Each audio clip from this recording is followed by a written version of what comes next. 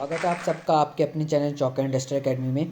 तो अलीगढ़ मुस्लिम यूनिवर्सिटी की तरफ से एक और नोटिस जो RCA यानी कि रेसिडेंटल कोचिंग एकेडमी की तरफ से एक आंसर की आई है, जो कि series A SSC CGL entrance exam की है और कंडक्ट हुई थी 13 तारीख दिसंबर में।